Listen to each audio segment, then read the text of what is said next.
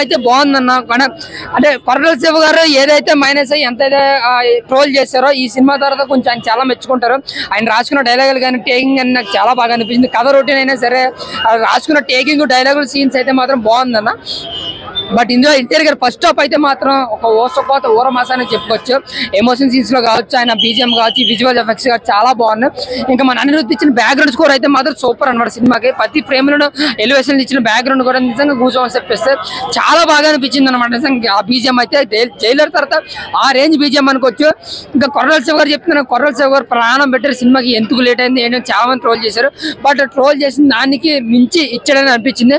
But second half ఏంటంటే ఇంకా కొంచెం బాగా రాసుకుని 2-3 యాక్షన్ సీక్వెన్స్ అయితే అంటే ఏం తగ్గిందంటే ఒక ఫస్ట్ హాఫ్ అంతా మనం ఓర మాసలు విచ్చ లెవెల్లో చూస్తాం.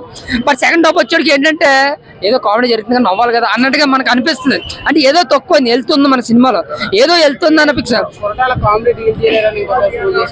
ఏదైనా కొరటాల శివ గారికి ఏంటంటే మెయిన్ మాస్ సీన్స్ లో మంచి పవర్ ఉందన్న. ఆయన మాస్ ఎలివేషన్స్ కమర్షియల్ డైరెక్టర్ అయితే పక్కా. ఆయన ఈ సినిమాని కూడా కమర్షియల్ యాంగిల్ లో తీసాడు.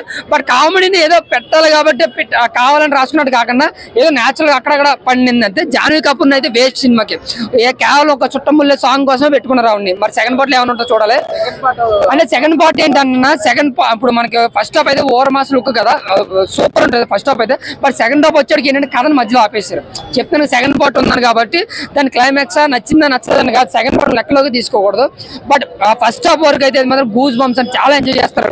సిగ్నల్ అయితే చక్కగా చెప్పుకుంటున్నారు.